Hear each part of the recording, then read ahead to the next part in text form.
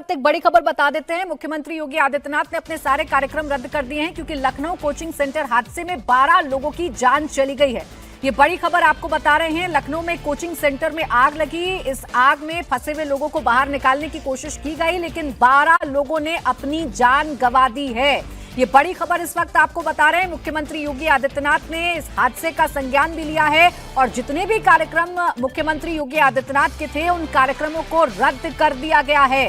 अब ये सुनिश्चित किया जाएगा कि कोचिंग सेंटर में आग लगने की ये घटना कैसे हुई है, कौन कौन दोषी है, उन पर कार्रवाई की जाए। लेकिन ये बड़ी खबर है कि लखनऊ कोचिंग सेंटर हादसे में 12 लोगों ने अपनी जान गंवा दी है और अब मुख्यमंत्री योगी आदित्यनाथ ने अपने तमाम कार्यक्रमों को रद्द कर दिया है। आज दोपहर में आग लगती है, कोचिंग सेंटर में आग लगती है। देखते ही देखते आग जो है वो भीषण रूप ले लेती है। पता मुझे, मैं आग लगने के बाद पहुंचा हूं। अब घटना बड़ी है।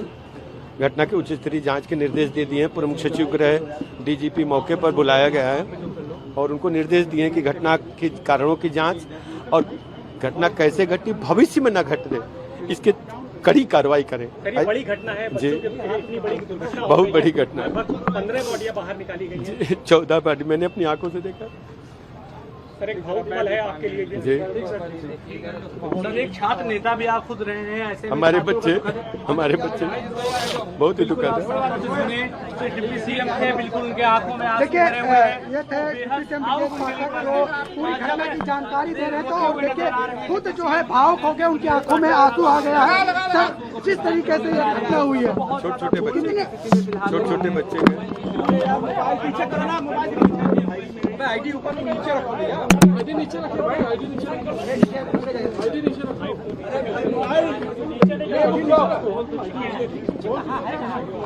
हमारे ऊपर है। ये सब क्या है पूरा अच्छा छोटी सीधी का लड़की तो होती है। सर एक बार फिर से बताओ। 13 के लगभग 12-13 बच्चे अभी हमारी जानकारी में आया है। सभी को केजीएमसी ट्रामा सेंटर भेजा गया है।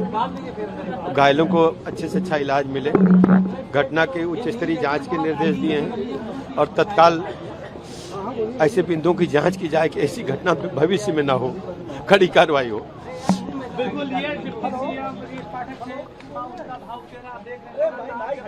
तो उत्तर प्रदेश के डिप्टी सीएम ब्रजेश पाठक जो मौके पर पहुंचे भावुक हो गए हैं। वो कह रहे हैं कि ऐसा दुखद हादसा आगे ना हो, इसके लिए सरकार सुनिश्चित करेगी कि नियमों को कड़ा किया जाए।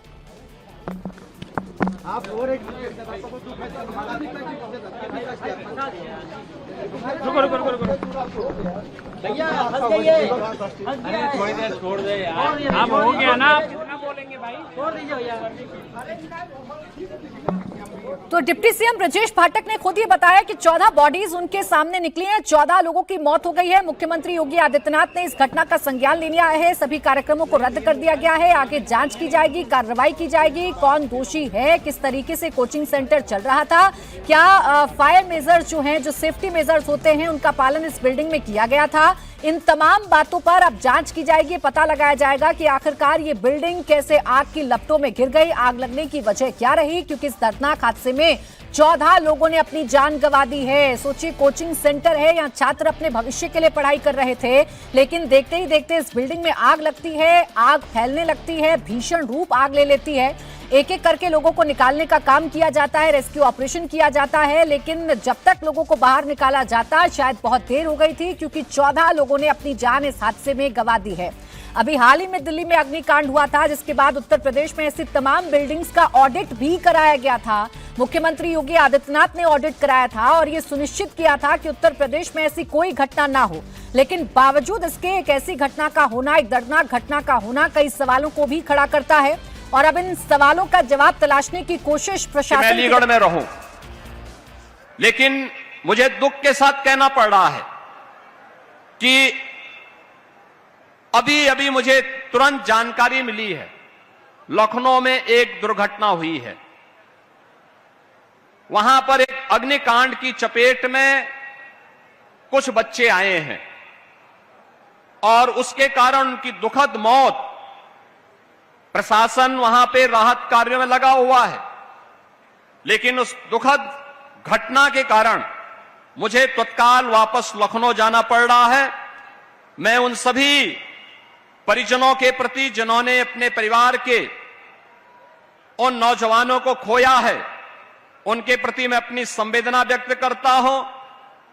उन पूरे परिवारजनों के प्रति और इस पूरे मामले के लिए मैंने उत्तर प्रदेश के पुलिस महानिदेशक और अपर मुख्य सचिव गृह को भी कहा है कि वे स्वयं मौके पे जाकर के इसकी रिपोर्ट प्रस्तुत करें। मैं स्वयं भी वहां के लिए प्रस्थान कर रहा हूं, जिससे इस पूरे मामले की तह में हम जाकर के दोषियों को सजा भी दे सकें और उन पीड़ित परिवारों के प्रति अपनी संवेदना भी व्यक्त कर सकें।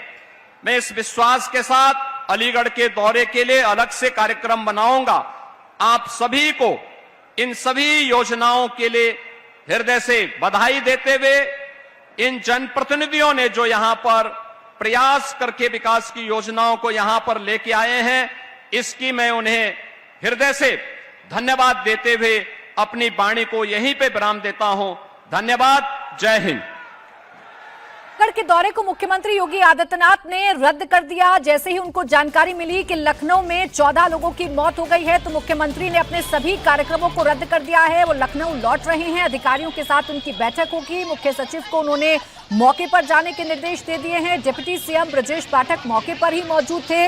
हालांकि इस घटनाक्रम में 14 लोगों की दुखद मौत हो गई है। अब आगे कार्रवाई की जाएगी, पता लगाया जाएगा कि इस बिल्डिंग में जो कोचिंग सेंटर चल रहा था, क्या परमिशन के साथ चल रहा था, क्या तमाम विभागों से जो एनओसीज ली जाती हैं वो एनओसीज इस कोचिंग सेंटर ने ली थी। इन तमाम सवालों के जवाब अब ढूंढने की कोशिश की जाएगी। लेकिन आज ये लखनऊ में बड़ा हादसा हुआ है, दुखद हादसा हुआ है। कोचिंग सेंटर में आग लगने की जानकारी मिलती है। पहली मंजिल पर यह कोचिंग सेंटर, जहां भीषण आग लगती है और देखते ही देखते आग इस पूरी बिल्डिंग को अपनी चपेट में ले लेती है। और इसके अंदर जो छात्र मौजूद थे, जो कोचिंग सेंटर में अपने सुनहरे भविष्य की तैयारी कर रहे थे, वो कैसे आग की लपटों के बीच में घिर जाते हैं, वो तस्वीरें देखना बहुत दुखद है। 14 लोग अपनी जान इस पूरे घटनाक्रम में गंवा चुके हैं। इस अग्निकांड में 14 लोगों की जान चली गई है। आग पर काबू पाने की कोशिश की गई, लेकिन आग इतनी ज्यादा भीषण थी कि अंदर मौजूद लोगों की जान चली गई। अब सवाल ये भी है कि इस बिल्डिंग में क्या फायर सेफ्टीज का ध्यान रखा गया था। सवाल ये भी है कि जब आग लगी तो उस वक्त क्या छात्रों के पास निकलकर भागने का मौका था, क्या कोई इमरजेंसी एग्जिट इस बिल्डिंग में था। ये सब कुछ अब जांच के बाद पता चलेगा। विशाल प्रताप सिंह मेरे सहयोगी इस वक्त हमारे साथ जुड़ गए हैं। विशाल, सबसे पहले आप ताजा अपडेट हम तक पहुंचाइए, बताइए इस वक्त मौके पर क्या चल रहा है। पूरी तरीके से सबको बाहर निकाल लिया गया है या अंदर अभी भी कोई मौजूद हो सकता है?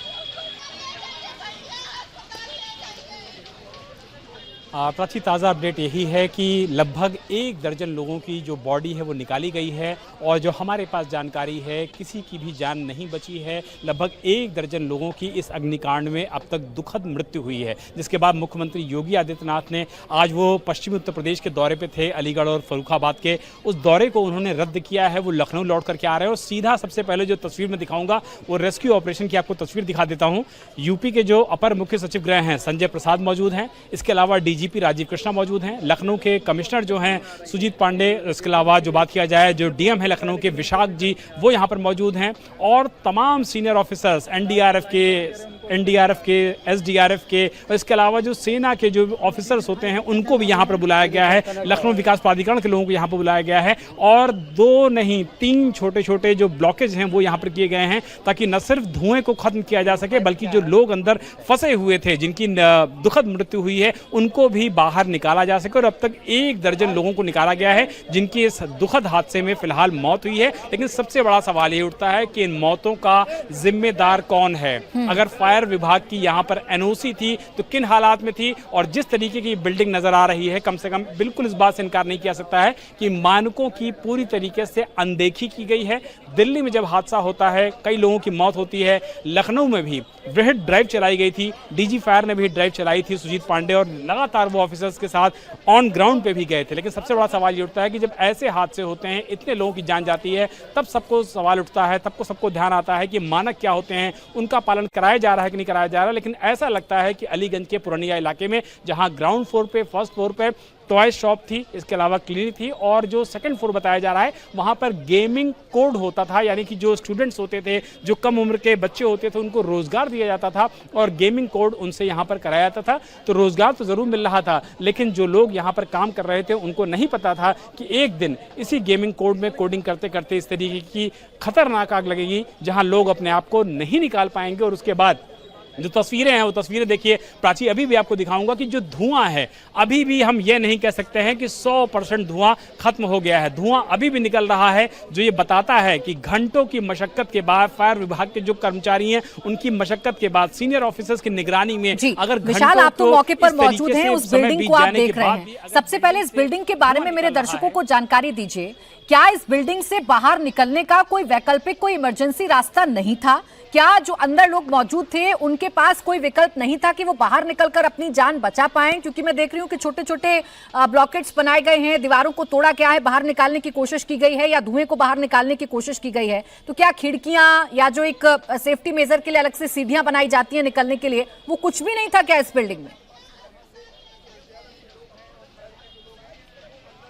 प्राची, यही वो सवाल है जो लगातार ऑफिसर्स भी जानने की कोशिश कर रहे हैं, जो कम से कम रेस्क्यू को यहाँ पर कंप्लीट कराने के लिए खुद खड़े हुए हैं। डीजीपी, अपर मुख्य सचिव गृह, इसके अलावा लखनऊ के डीएम, लखनऊ के सीपी, डीजी फायर, सभी सीनियर ऑफिसर्स यहाँ पर मौजूद हैं और सबके मन में एक ही सवाल है कि एंट्री और एग्जिट। दरअसल इस बिल्डिंग में सिर्फ और सिर्फ एक ही जगह थी, अलग से एंट्री और एग्जिट नहीं थी। यही वजह है कि बड़ी ये एक तरीके से कहा जाए कि त्रासदी हुई है, जिसमें अब तक 1 दर्जन लोगों की मौत की दुखद खबर सामने आई है। डिप्टी सीएम ब्रजेश पाठक लगातार यहां पर मॉनिटरिंग कर रहे हैं, लगातार यहीं पे जो पुलिस का और एम्बुलेंस का जो दस्ता है उसको बुलाया गया है, और डॉक्टर्स को भी बुला लिया गया है केजीएमसी से, सिविल से, इसके अलावा जो लोहिया अस्पताल है वहां से, ताकि लोगों को अगर किसी भी तरीके से कोई भी जरूरत हो तो उनको जरूरत को पूरा कराया जा सके। लेकिन इस पूरे मामले में ये कहा सकता है कि दुर्भाग्य से लोगों को कोई मौका ही नहीं मिल पाया कि वो निकल सके। और जो बिल्डिंग आप देख रहे हैं जहां अभी भी फायर विभाग के लोग खड़े हुए हैं, एनडीआरएफ के लोग खड़े हुए हैं, एसडीआरएफ के लोग खड़े हुए हैं, कुछ सेना के भी जवान खड़े हुए हैं, जब तक इस दीवार में ब्लॉकेट्स बना करके वो धुएं को बाहर निकालते,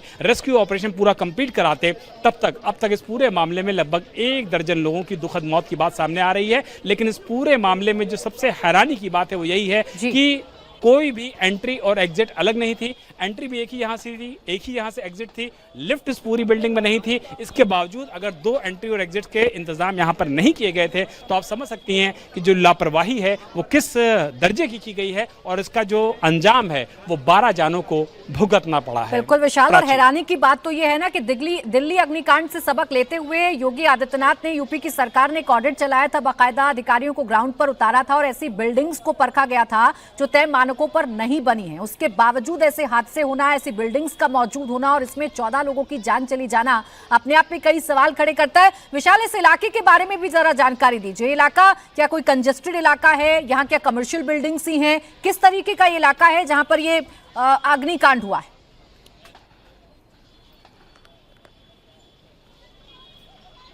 देखिए, अगर कोई बहुत ज़्यादा गलियों का इलाका होता प्राची, बहुत ज़्यादा कंजेस्टेड इलाका होता तो माना जा सकता था कि भाई फायर ब्रिगेड को पहुंचने में टाइम लग गया, लोगों को बाहर निकलने में मौका नहीं लग पाया। लेकिन ये पूरा जो इलाका है लखनऊ का अलीगंज का इलाका है, और अलीगंज के इलाके को लखनऊ के पॉश और अच्छे इलाकों में गिना जाता है। आप देखिए जो रोड हैं वो काफ़ी चौड़ी रोड हैं, 40 मीटर की रोड हैं।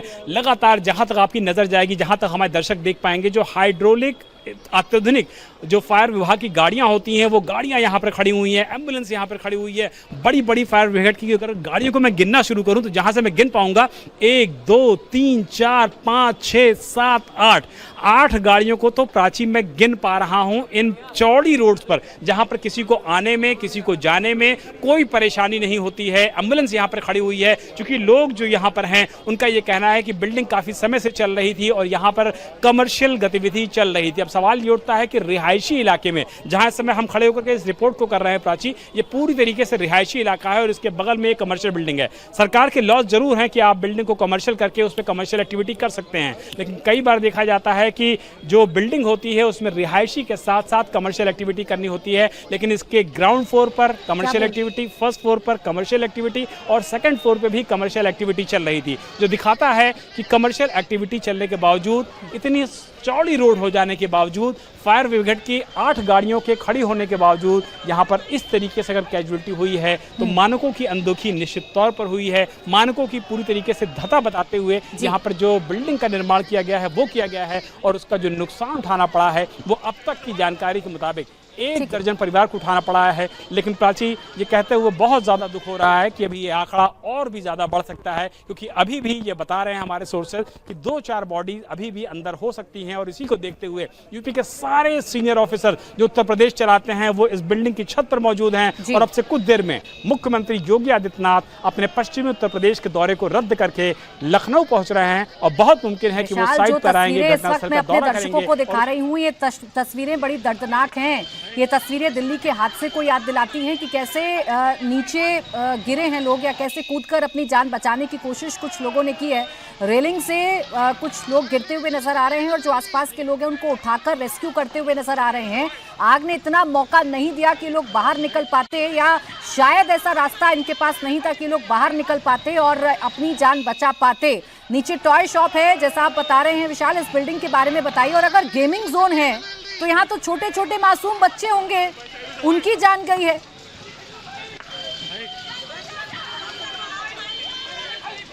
प्राची, जो हमारे पास जानकारी है वो गेमिंग जोन में गेमिंग दरअसल नहीं होती थी वहाँ पर। प्राची, जो हमारे पास जानकारी है उसके मुताबिक गेमिंग जोन में बच्चे गेम खेलने के लिए नहीं आते थे, लेकिन गेम्स की कोडिंग ज़रूर होती थी। यानी कि उसको जो एडल्ट बच्चे होते थे, 18 साल से ऊपर के लोग होते थे जो अपना रोजगार की तलाश में आते थे, वो इसी 2nd फ्लोर में आते थे। पहले तो 2nd फ्लोर को देख लीजिए, जहाँ अभी भी देखिए कि हाइड्रोलिक जो सीढ़ियाँ हैं वो अभी भी लगी हुई हैं। SDRF, NDRF, फायर विभाग के जो लोग हैं वो अभी भी यहाँ पर मौजूद हैं। और सबसे जो हैरानी की बात है कि धुआं अभी भी यहाँ से निकलता हुआ नजर आ रहा है। यानी कि रेस्क्यू ऑपरेशन को शुरू हुए लगभग 3 घंटे हो गए हैं और बावजूद इसके अगर अभी भी यहाँ से धुआं निकल रहा है तो आप अंदाजा लगाइए कि जो गेमिंग जोन जहाँ पर कोडिंग का काम होता था, अगर कोडिंग करने के लिए लोग यहाँ रोजगार के लिए आते थे और अभी भी यहाँ पर अगर इस तरीके से धुआं निकल रहा है तो आप अंदाजा लगाइए कि कितनी भयावह ये आग लगी थी। शॉर्ट सर्किट की वजह से लगी थी। जब पूरी डिटेल जांच होगी तो उसके पीछे जो एक्चुअल कारण है वो समझ में आएगा। उसके बाद इस पूरे मामले में कोई निर्णायक एक्शन लिया जा सकेगा। लेकिन सबसे बड़ा सवाल ये उठता है कि चौड़ी रोड होने के बावजूद, पॉश इलाके में होने के बावजूद,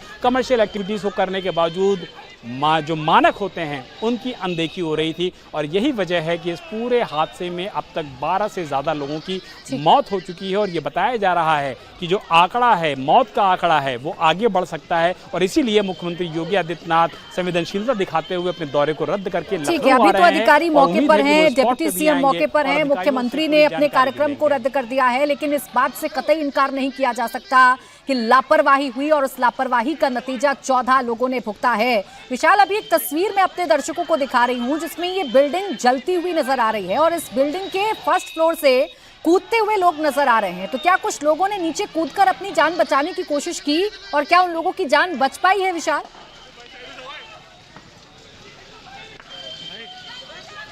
प्राची, इस पूरी घटना का, इस अग्निकांड का जो सबसे दुखद पहलू है वो यही है कि जो लोग ऊपर से यानी कि 1st फ्लोर से और 2nd फ्लोर से कूदे हैं, सिर्फ उनकी ही जान बची है। जो लोग कोशिश कर रहे थे कि आग थोड़ी कम हो जाए या वो सीढ़ियों के जरिए नीचे उतर जाएं, किसी को भी इतना मौका नहीं मिला। सफोकेशन इतना ज़्यादा था बिल्डिंग में, चूंकि जो संकरा रास्ता था ग्राउंड से 1st पे जाने का, 1st से 2nd फ्लोर पे जाने का, वो इतना ज़्यादा संकरा था कि लोगों को मौका नहीं लग पाया है। और जो लोग ऊपर से नीचे कूदे हैं, किसी के हड्डी में चोट लगी है, किसी के रिब्स में चोट लगी है, किसी को पीठ में चोट लगी है, चोटें लोगों को ज़रूर लगी हैं। काफ़ी ज़्यादा गंभीर रूप से लोग घायल हुए हैं जिनको नज़दीक के अस्पताल में भर्ती कराया गया है। और जान जो है वो सिर्फ उनकी बची है जिन्होंने अपनी जान को जोखिम में डाल करके ऊपरी बिल्डिंग से, 1st फ्लोर से 2nd फ्लोर से छलांग लगाई है और वो नीचे गिरने के बाद अपनी जान को बचाने में कामयाब रहे हैं। लेकिन जिन लोगों ने अपनी जान की परवाह की, उन्होंने कूदने से बचे हैं, अपने आप को ये सोचा है कि अगर आग कम होगी, थोड़ा धुआं कम होगा, तब वो नीचे उतर जाएंगे,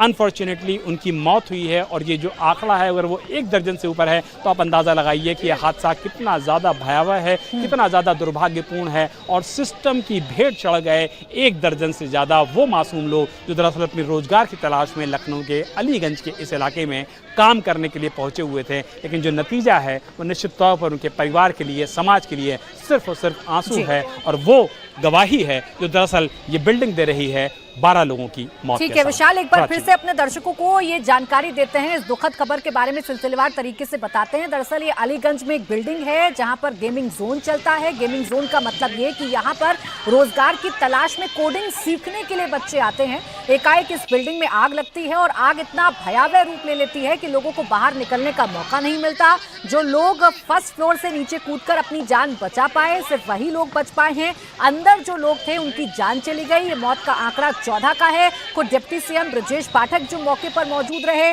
नम आंखों से इस बात की जानकारी दे रहे थे, काफी भावुक हो गए थे ब्रजेश पाठक और ये बता रहे थे कि 14 बॉडीज उन्होंने देखी हैं, तो 14 लोगों की जान इस पूरे घटनाक्रम में चली गई है। अभी पूरा का पूरा प्रशासनिक अमला मौके पर मौजूद है। खुद मुख्यमंत्री योगी आदित्यनाथ ने अपना जो दौरा है, जो अलीगढ़ के दौरे पर थे, उन्होंने इस दौरे को रद्द कर दिया है। वो लखनऊ के लिए रवाना हो गए हैं। प्रधानमंत्री नरेंद्र मोदी ने दुख जताया है और मृतकों के परिवार के लिए मुआवजे का भी ऐलान प्रधानमंत्री की तरफ से कर दिया गया है। लेकिन विशाल, 14 का आंकड़ा तो है, कुछ लोग नीचे भी कूदे हैं। अब जरा ये बताइए, जिस वक्त इस बिल्डिंग में आग लगी तकरीबन कितने लोग अंदर मौजूद थे जिनकी जान पर बनाई, जो अभी भी अंदर फंसे हो सकते हैं?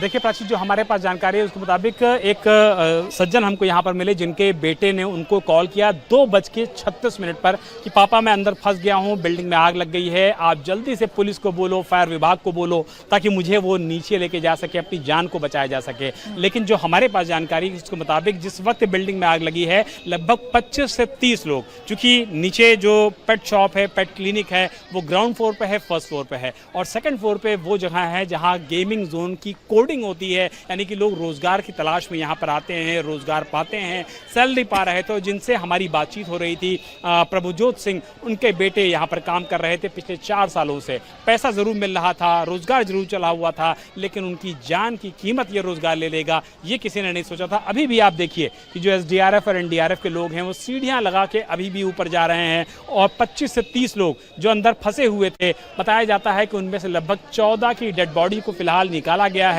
लगभग 4 से 5 लोग ऐसे थे जो कि फिलहाल कूदने में कामयाब हुए, उनकी हड्डी में चोट लगी, उनकी पीठ में चोट लगी, उनकी तो फिलहाल जान बच गई है। लेकिन ऐसा लग रहा है कि अभी भी 3 से 4 लोग ऐसे हो सकते हैं जिनका आंकड़ा अंदर फंसे हुए लोगों में आ सकता है, जिसको लेकर के यहाँ पे जो रेस्क्यू ऑपरेशन है वो SDRF, NDRF सीनियर ऑफिसर्स की निगरानी में पुलिस विभाग के साथ साथ बाकी सारे लोग चला रहे हैं। लेकिन दुखद रूप से अभी भी ये जानकारी मिल रही है कि 3 से 4 लोग अभी भी यहाँ पर हो सकते हैं। प्रशासनिक अमला यहाँ पर मौजूद है। डिप्टी सीएम इस घटना में हताहत हुए हैं, कुछ 4 बच्चे घायल हुए हैं, जिनको KGMC ट्रामा सेंटर भेजा गया है। घटना के उच्च स्तरीय जांच के निर्देश दिए गए हैं। प्रमुख सचिव गृह महोदय और DGP महोदय मौके पर हैं। माननीय मुख्यमंत्री जी अभी अलीगढ़ में सारे प्रोग्राम रद्द करके यहाँ पहुँच रहे हैं। पूरी घटना की उच्च स्तरीय जांच के निर्देश दिए गए हैं और प्राथमिकता भी है घायलों को अच्छे से अच्छा इलाज मिले और घटना कैसे घटी, क्यों हुई, इसके जांच रिपोर्ट आने के बाद ही कह पाएंगे। लेकिन ये तय है इस पीड़ित परिवार के साथ, पीड़ित परिवारों के साथ हमारी पूरी सरकार खड़ी है। हर स्थिति में हर संभव हम मदद करेंगे। घटना बड़ी भयावह है और इसका मतलब व्यक्त करना भी हमारे लिए मुश्किल है, लेकिन अब वहाँ पर पूरा सर्च ऑपरेशन पूरा हो गया है और ऊपर अब कोई भी बच्चा नहीं है, वहाँ कोई भी हताहत नहीं है। पूरी तरह से बिल्डिंग को देख लिया गया। सर, जो जिम्मेदार लोग रहेंगे जांच के बाद उनके ऊपर हाँ, कड़ी कार्रवाई होगी, इसमें कोई कोताही नहीं होगी। माननीय मुख्यमंत्री जी ने स्वयं जांच के निर्देश दिए हैं, कड़ी कार्रवाई होगी, किसी को बख्शा नहीं जाएगा। अभी प्राथमिकता है कि घायलों को अच्छे से अच्छा इलाज मिले और पीड़ित परिवारों के साथ हमारी पूरी सरकार खड़ी है। माननीय मुख्यमंत्री जी ने स्वयं बहुत ही दुख व्यक्त किया है और माननीय मुख्यमंत्री जी स्वयं अभी पहुंच रहे हैं। अलीगढ़ के सारे कार्यक्रम रद्द करके वो स्वयं यहाँ आ रहे हैं। टोटल 4 घायल हैं और 14 हताहत हुए। अब वहाँ ऊपर कोई नहीं है, पूरी तरह से देख लिया। 14 बच्चों ने अपनी जान गंवा दी है और 4 बच्चे घायल हुए हैं, जिनको इलाज के लिए अस्पतालों में रेफर कर दिया गया है, जिनका अस्पताल में इलाज चल रहा है। जो लोग नीचे कूदे, जिन्होंने नीचे कूदकर अपनी जान बचाने की कोशिश की, वो 4 बच्चे तो बच गए, लेकिन 14 बच्चे जो अंदर गेमिंग जोन में कोडिंग सीख रहे थे वो अपनी जान नहीं बचा पाए। अंदर आग फैली, इतनी तेजी के साथ फैली कि बाहर निकलने का रास्ता नहीं मिल पाया, क्योंकि फायर सेफ्टी का इस बिल्डिंग में ध्यान नहीं रखा गया। क्या अब इस पर जांच की जाएगी। मुख्यमंत्री खुद मौके पर पहुंचे पहुंच रहे हैं, डिप्टी सीएम मौके पर पहुंच गए हैं, पूरा प्रशासनिक अमला मौके पर मौजूद है। लेकिन एक बार फिर से लापरवाह सिस्टम की भेंट 14 जिंदगी चढ़ चुकी है, 14 लोगों की जान चली गई है। दिल्ली का अग्निकांड अभी तक आप भूले नहीं होंगे कि लखनऊ में भी इसी तरीके का अग्निकांड होता है जिसमें 14 बच्चों की जान चली जाती है। अब विशाल, जिस गेमिंग जोन के बारे में आप बता रहे हैं कि इस गेमिंग जोन में रोजगार के लिए बच्चे आते थे, कोडिंग सीखते थे, जरा इसके बारे में बताइए। क्या ये मान्यता प्राप्त संस्थाएं हैं जो ये गेमिंग जोन चला रही हैं और रोजगार के लिए कोडिंग सिखाती हैं बच्चों को? प्रति ये सवाल है जो कि हमने प्रशासन के जो अधिकारी हैं उनसे जानने की कोशिश की, लेकिन प्रशासन के अधिकारी चूंकि अभी इस तरीके से रेस्क्यू ऑपरेशन में फंसे हुए हैं कि उनके पास फिलहाल इस बात की बहुत पुख्ता जानकारी नहीं है कि वो चीज़ें मीडिया में शेयर कर सकें, कैमरे पे बता सकें। लेकिन जिनकी बात अभी हमने आपको बताई, प्रभजोत सिंह जो कि अपने बेटे को लेने के लिए यहाँ पर आए हुए थे, जिनके बेटे का 2:36 पर उनके पास कॉल आया था और उस बेटे ने अपने पिता को आग लगने की जानकारी दी थी। उनका कहना था उनका बेटा यहाँ पिछले 4 सालों से काम कर रहा है, 23 साल उसकी उम्र है और लगातार वो हर रोज़ यहाँ पर आता था, हर रोज़ अपने घर आलमबाग से आया जाया करता था। लेकिन अलीगंज के इस इलाके की जो बिल्डिंग है, सेकंड फ्लोर, जहाँ पर ये गेमिंग जोन की कोडिंग चल रही थी, जहाँ पर लोग कोडिंग सीखते थे, कोडिंग के जरिए रोजगार करते थे और अपने परिवार के साथ कहीं ना कहीं अपने परिवार का पेट भी पालते थे और खुद को रोजगार की जो ये कोशिश है उसमें भी शामिल करते थे। लेकिन सबसे बड़ा सवाल यही उठता है कि जिस सेकंड फ्लोर पर 20 से 25 लोग मौजूद हों, वहाँ पर कमर्शियल बिल्डिंग है और कमर्शियल बिल्डिंग में जो एंट्री का रास्ता होता है, एग्जिट का रास्ता होता है, वो सिर्फ एक होता है, जो अपने आप में हैरान करने वाला है। इसीलिए इस पूरे मामले में जो पुलिस की जो टीम है, जो प्रशासन की टीम है और जो सीनियर ऑफिसर्स की टीम है, वो यही पता लगाने की कोशिश कर रही है कि जो गेमिंग जोन जिस पे कोडिंग का काम ये चल रहा था, इसको मान्यता थी कि नहीं थी, लाइसेंस था कि नहीं था, फायर विभाग की एनओसी थी कि नहीं थी। लेकिन सबसे बड़ा सवाल ये उठता है कि ये सारे सवाल ऐसी घटना के होने के बाद ही आखिर जो प्रशासन के लोग हैं, पुलिस के लोग हैं, वो क्यों पूछना शुरू करते हैं। जब दिल्ली में हादसा हुआ था, मुख्यमंत्री योगी आदित्यनाथ ने पूरे उत्तर प्रदेश के लिए आदेश दिए थे, खुद सीनियर ऑफिसर फायर विभाग के मौके पर उतरे थे और इस तरीके की ड्राइव चलाई गई थी जिसको इंडिया टीवी ने भी अपने कैमरे पर कवर किया था। उस वक्त अगर इस तरीके की चीज़ों पर न सिर्फ नजर रखी जाती बल्कि एक्शन लिया था तो शायद आज 14 मासूम जिंदगियों को अब कार्रवाई होती रहेगी, गुनहगारों को पकड़ा जाता रहेगा, लेकिन वो 14 बच्चे लौटकर वापस नहीं आएंगे जो रोजगार के लिए इस बिल्डिंग में थे, जो कोडिंग सीख रहे थे। एक बार फिर से सिस्टम के फेल्योर ने 14 लोगों की जान ले ली।